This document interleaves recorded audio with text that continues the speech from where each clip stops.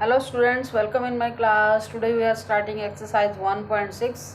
Exercise 1.6 start करने से पहले जो उस एक्सरसाइज में रूल्स अप्लाई होने हैं उन रूल्स को पहले हम डिस्कस कर लेते हैं। इस एक्सरसाइज में जो रूल्स अप्लाई होने हैं वो आपके पावर के बेस पे रूल अप्लाई होने हैं। तो उन रूल्स को देखो। Laws of exponents for the real number. Exponent का मीनिंग क्या होता है? पावर। एक्सपोनेंट का मीनिंग क्या होता है? किसी नंबर के ऊपर जो पावर लगाते हो उसको आप एक्सपोनेंट भी बोल सकते हो।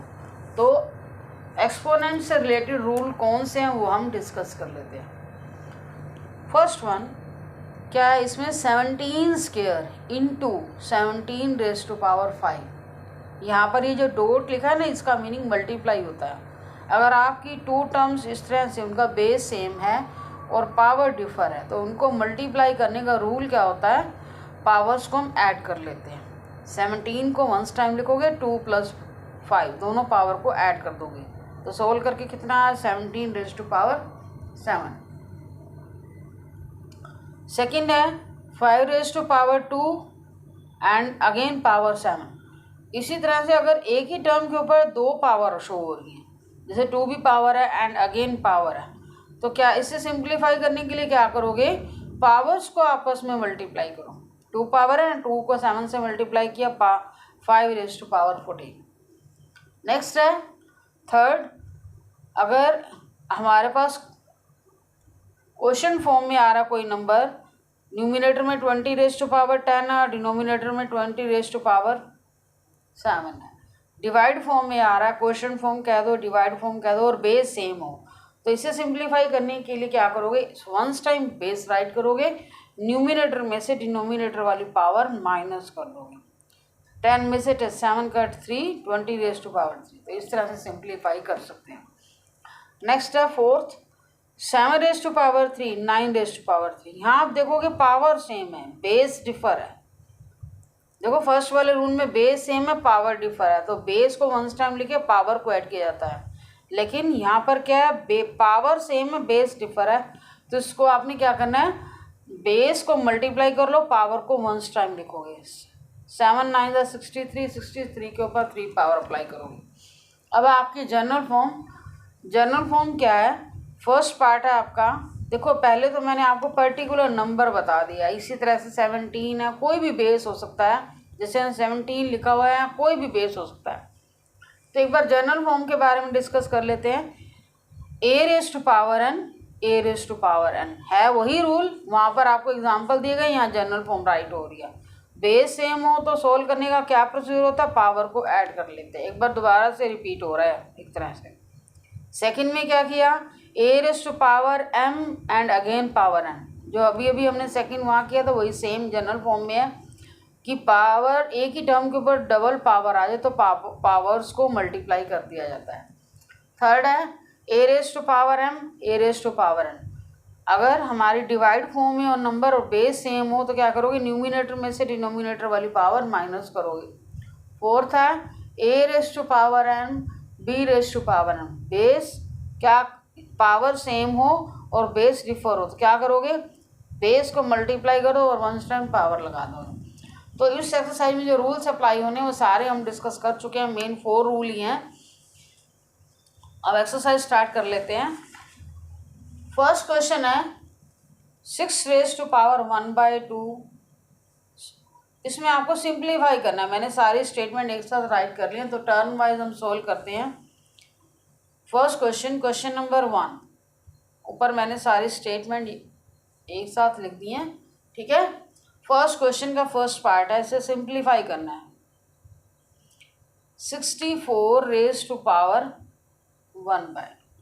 तो सबसे पहले ना आप इसे क्या करो? सिंपलेस्ट फॉर्म में राइट करो। 64 के ना फैक्टर कर लो, ठीक है। क्या होते हैं फैक्टर? 32, 2 रेज़ टू पावर, देख लेते हैं कितना आएगा। 2 8 ज़ा 16, 2 4 ज़ा 8, 2 2 ज़ा 4, कितने टाइम आया? 6 टाइम। 1 2 3 4 5 6, तो ये कितना आया? 2 raise to power 6 and again power 1/2। तो 2 रेज़ टू पावर 6 इंटू 1/2, कितना आया 3, 2 रेज टू पावर 3। और 2 रेज टू पावर 3 का मीनिंग क्या हुआ, 2 को 3 टाइम्स आप राइट करो, 8 आ गया आपकी सिंप्लीफिकेशन। ओके, तो इसी तरह से इसका सेकेंड पार्ट आता है 32 रेज टू पावर 1/5। तो हम 32 के देखो इसी से या फैक्टर लो, यहीं से स्टार्ट हो रहे हैं ना 32। अब 32 1 2 3 4 5, तो कितना आएगा 2 रेज टू पावर 5, 1/5 तो है ही। और अभी अभी हमने सीखा जब डबल पावर आए तो क्या करना है, पावर को पावर में मल्टीप्लाई कर लेते हैं। फर्स्ट पार्ट में भी हमने ऐसे किया। 64 को हम क्या राइट करेंगे 2 रेज टू पावर 6, फिर पावर के ऊपर पावर आ गई, दोनों पावर को मल्टीप्लाई करो। अब ये तो आपस में कैंसिल हो गया, 2 रेज टू पावर 3 आया और 2 को 3 टाइम्स राइट करके सिंप्लीफाई किया। इसमें भी ऐसे करेंगे, 32 को हम क्या लिखेंगे 2 रेज टू पावर 5। अब दोनों पावर को मल्टीप्लाई करो, 2 रेज टू पावर 5 इंटू 1/5, 5 से 5 कैंसिल हो गया, 2 रेज टू पावर 1 आया। और 2 रेज टू पावर 1 की वैल्यू हमारे पास क्या होती है 2 ही होती है। अब इसके थर्ड पार्ट में आते हैं। थर्ड पार्ट की वैल्यू कितनी है 125 raise to power 1/3। First question का ही थर्ड पार्ट है 125 रेज टू पावर 1/3। ओके, तो क्या करोगे 125, 5 2 ज़ा 10, 5 5 ज़ा 25, 5 5 ज़ा 25, 5 1/5। ठीक है, तो क्या करेंगे इसको 5 raise to power 3 1/3, 5 raise to power 3 into 1/3, 5 raise to power 1, 5 raise to power 1 5 आ गया। अब हम आते हैं सेकेंड क्वेश्चन पे। First part 9 raise to power 3/2, 9 raise to power 3/2। देखो 9 को आप क्या लिख सकते हो 3 raise to power 2, simplest form write करनी है। ठीक है, 9 के फैक्टर क्या होते हैं 3 × 3, तो क्या हुआ 3 रेज टू पावर 2। ठीक है, वही मैंने लिखा। और अगेन पावर अप्लाई कर दो 3/2, तो पावर को पावर से मल्टीप्लाई करोगे 2 इंटू 3/2, दिस कैंसल, क्या आया 3 raise to power 3, 3 raise to power 3 को अब क्या लिखोगे 3 3 ज़ा 9, 9 3 ज़ा 27। ओके, अब हम आते हैं इसी के ही सेकेंड पार्ट पे। सेकेंड पार्ट की स्टेटमेंट क्या है 32 रेज टू पावर 2/5,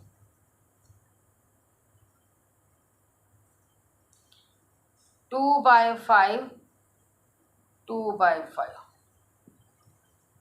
अब 2/5 मल्टीप्लाई 2/5, इसे कैंसिल करोगे क्या आया 2 raise to power 2, 2 raise to power 2 को अब क्या लिखोगे 4 आया। नेक्स्ट थर्ड पार्ट पे आते हैं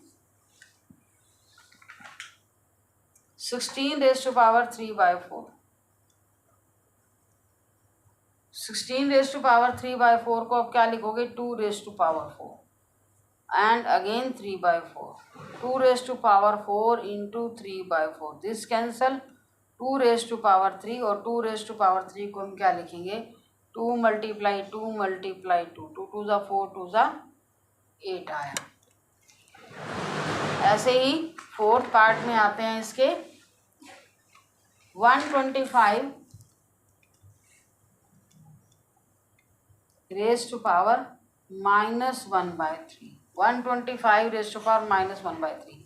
अब 125 के आप फैक्टर करो क्या आएंगे 5 × 5 × 5, दैट मीन्स कितना आया 5 रेज टू पावर 3। क्या आया 5 raise to power 3 -1/3, 5 raise to power 3 multiply -1/3, 3 से 3 कैंसिल, क्या आया 5 रेज टू पावर -1। ठीक है, अब इस किसी भी नंबर के ऊपर -1 पावर ऐसे भी लिख सकते हो, और नहीं तो क्योंकि यहाँ पर नेगेटिव पावर है उसको आप पॉजिटिव फॉर्म में राइट करने के लिए इस तरह से भी राइट कर सकते हो, दोनों वे से ठीक है। ओके, तो सेकंड क्वेश्चन के हमारे 4 पार्ट हैं वो भी हमारे कंप्लीट हो चुके हैं। नेक्स्ट क्वेश्चन पे आते हैं थर्ड क्वेश्चन पे। थर्ड क्वेश्चन में हमारे पास फर्स्ट पार्ट है, सिंप्लीफाई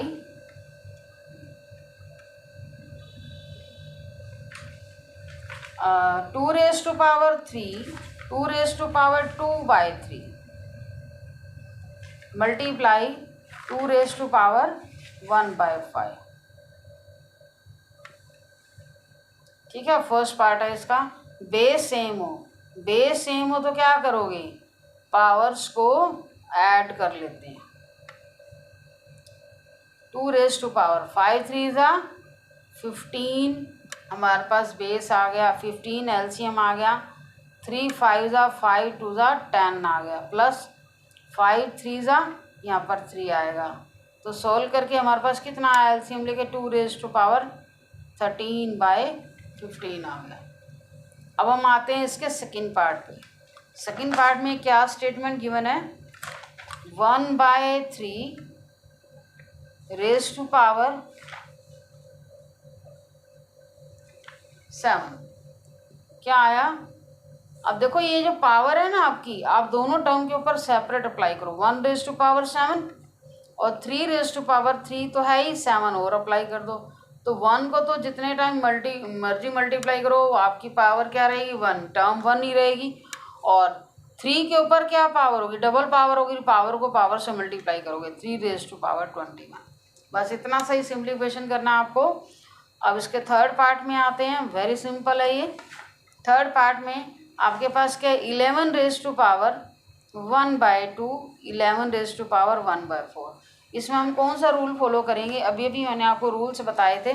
जब बेस फॉर्म हो, बेस इस तरह से सेम हो और इस तरह से रेशनल फॉर्म बेस सेम हो, तो न्यूमिनेटर की पावर में से डिनोमिनेटर की पावर माइनस करोगे। तो यहाँ पर भी हमारा कुछ इस तरह से बेस सेम है, 11 रेज टू पावर 1/2 है, 11 रेज टू पावर 1/4 है। तो कैसे सोल्व करोगे, न्यूमिनेटर की पावर में से डिनोमिनेटर की पावर माइनस करोगे, बेस को वंस टाइम राइट करोगे। तो अब इसे सिंप्लीफाई करने के लिए हमें क्या करना होगा, एलसीएम लेना होगा। 11 कितना एलसीएम आएगा, 4 एलसीएम आएगा, 2 - 1 तो 11 रेज टू पावर 1/4 आ गया। तो थर्ड पार्ट हो चुका। और इसके फोर्थ पार्ट पे आते हैं, 7 फोर्थ पार्ट है 7 raise to power 1/2 7 raise to power 1/2 8 raise to power 1/2 तो कितना आएगा। अब देखो बेस यहाँ पावर सेम है, बेस डिफर है।